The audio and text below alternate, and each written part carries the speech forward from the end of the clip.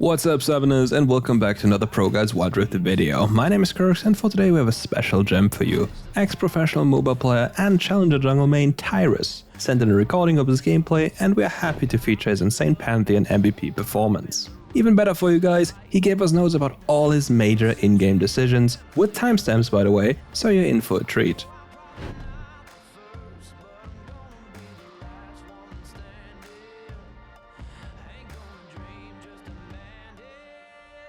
Every good player has a plan before the game starts, as realizing weaknesses and strength of the draft are just another good quality of said good player. For this, Tyrus wants to play around his Renekton, a strong early game oriented champion that can snowball out of control very fast. To do so, he starts with his red buff and paths towards him.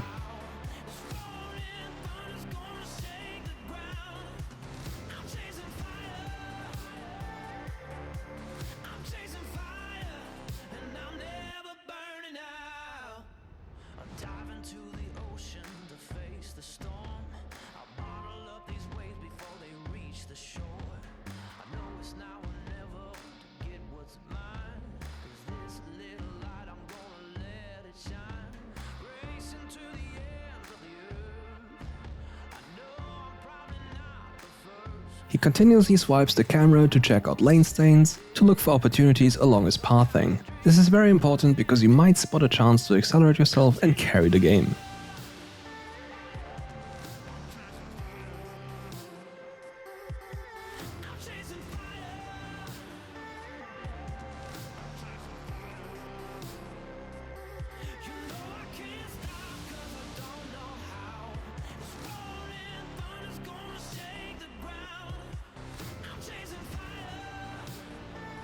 Even though Wukong should know that there is no chance of winning the 2v2, he still turns up for it. Renekton and Pantheon just murder Singed and Wukong, and therefore as a consequence Tyrus gets an easy kill and a crab for free.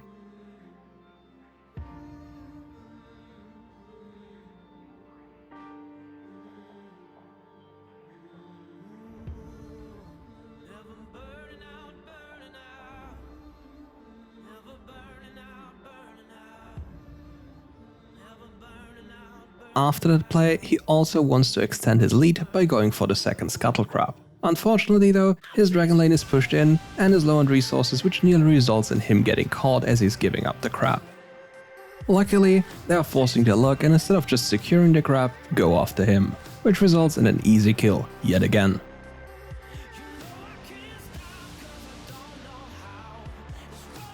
After that, he kind of overchases the Kai'Sa, wastes some time, but in the end it turned out to be a nice bait as his Twisted Fate pulls off a pretty nice rotation with this ultimate ability. Before we continue, make sure to check out our Discord in the description below, unless you want to miss it on a very interactive community.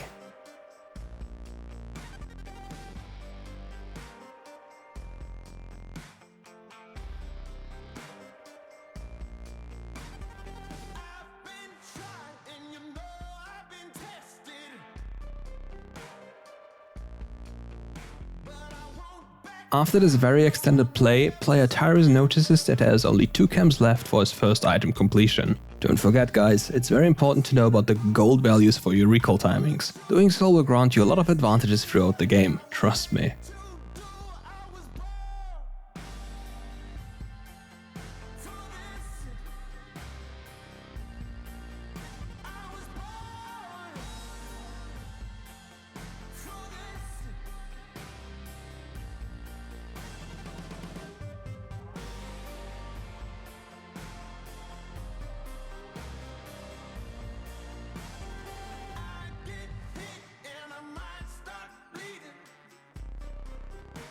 Drake is spawning soon and Dragon Lane lost their summoners, which means he can easily abuse that to secure the first dragon for his team. Especially if you're playing a champion with a semi-global ability, look for those opportunities to get yourself and the team ahead.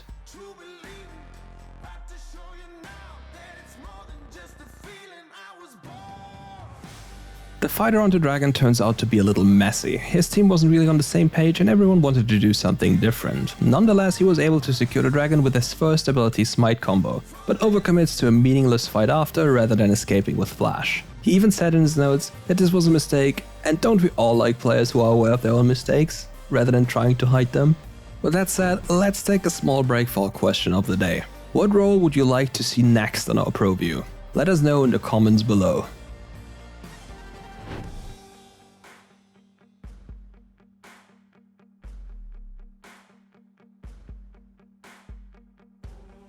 Never met a match I couldn't handle. No one else could ever hold a candle. Get ready for a battle, 'cause you know that I was born for this. His team took first blood tower on the Baron lane and extended their lead through those plays in addition to getting the dragon. After everyone spends their gold, Tyrus is now looking for another play in the dragon lane. Keep in mind, there's not much else to do rather than taking the outer turret on the dragon lane, and it's the easiest and safest play available.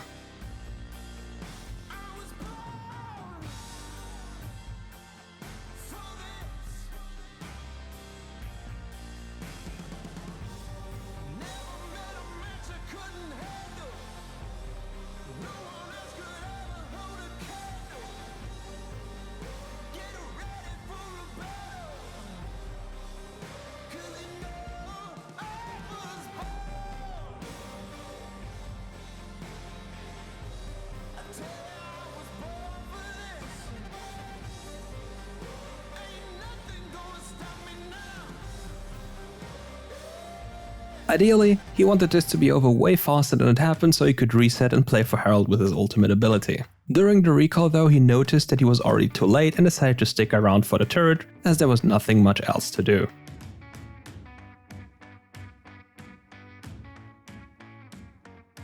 How many times can you take it? How many shots are left in that gun? How many rounds can you go till you break? And how many times will you get back up? What do you do when you're losing? Where do you turn when the cards get stacked? You keep on pushing when you're black and blue. And do you got hope you can come right back? 'Cause it ain't over. No, it ain't over yet. Remember the lives that the lion gets, and keep on fighting like you got one left. 'Cause it ain't over. No, it ain't over yet. You're taking it right up until the end. You still got time if you still got. Ahri lets herself get chunked out and refuses to leave the tower. Consequently, she dies for her sins, and his team is granted an advantage. So as you're watching this, think about the consequences of your lack of HP. A tower won't protect you if you're too low. Where do you go when you fall through the ice? What do you see when you look inside you? Have you got faith and if you got fight?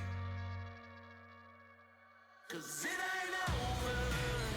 No, it ain't over yet. Remember the lives that the lion gets. Keep on fighting like you got one left. 'Cause it ain't over. No, it ain't over yet. As the fight ends there, there's one golden rule for MOBAs. After winning a fight, pillage the enemy jungle. Take everything from them. Leave them with nothing.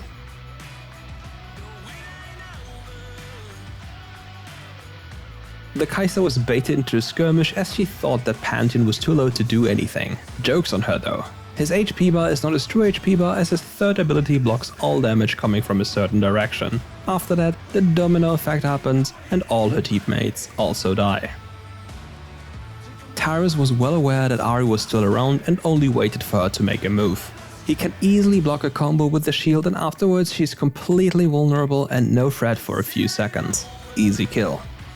Another change of plan happened. Due to the Ahri incident, Tyrus wasn't able to pull off his recall. Ideally, he wanted to go to base and come back with his ultimate ability after spending all his gold and replenishing his resources. Also, the fact that it's solo queue makes it harder to coordinate with your teammates when you think about such plays.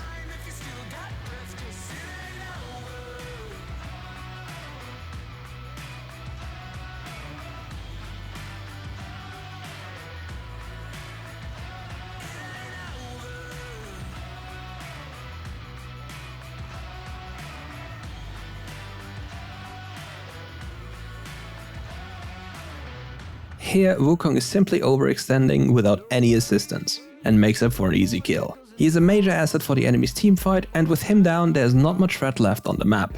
Especially nice of Tyrus here is the fact that he donates the kill to his Twisted Fate. Sharing is caring, guys. In this instance, you're seeing the fun thing about Pantheon and Twisted Fate. you can easily turn a 1v1 into a 3v1. With Ahri already dead to rights here, there's no reason to commit his ultimate as well. He rather keeps it for another play. He sees that the enemy dragon lane is out of position and utilizes his ultimate to catch them off guard.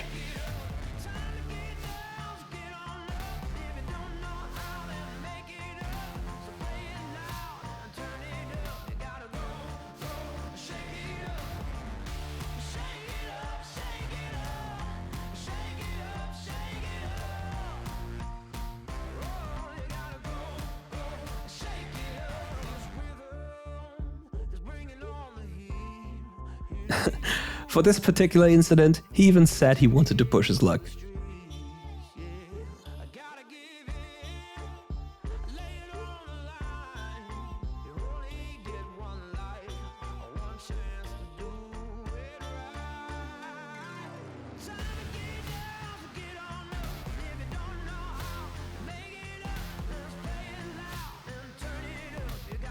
While respawning, he notices two things. Xayah is taking the red buff and their Kai'Sa is walking towards his jungle in the last frame of vision he had.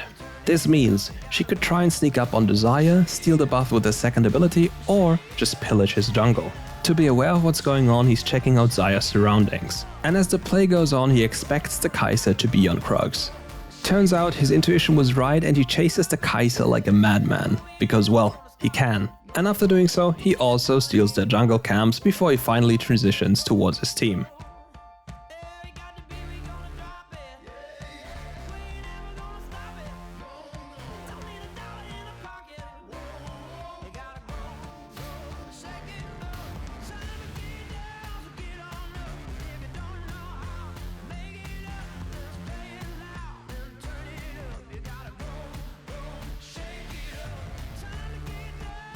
Simply for the fact that he's playing Pantheon, he'll never be late for play if he has his ultimate ability available. He can deal with waves and quickly rotate when it's needed, and he knows how to do it.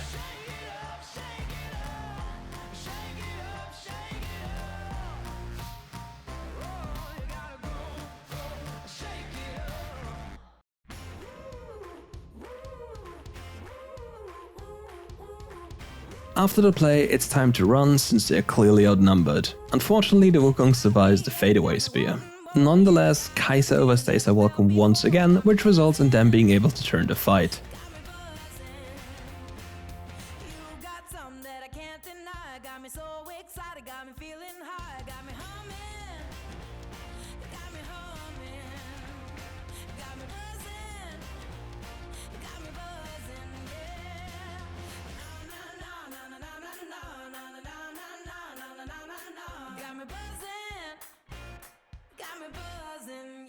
The dragon is about to come up, and with 3 members of the enemy team dead, there is no real risk transitioning through the map.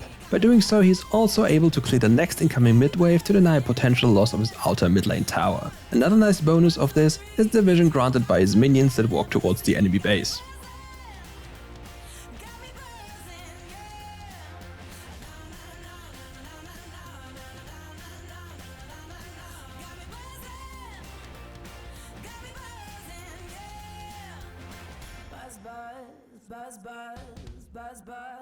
Got me buzzing, buzz, 3 dragons and a 30-9 scoreline later ultimately make the enemy team yield before Tyrus Pantheon. Quite the insane performance if you ask me.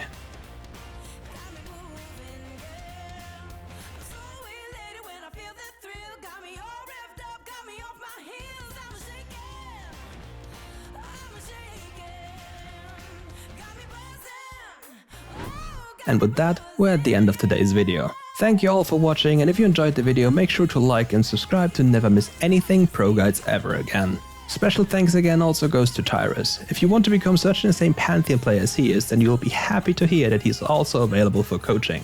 Check out the links below, and most importantly his coaching profile. He's more than happy to help you guys improve. Thanks again, and see you next time.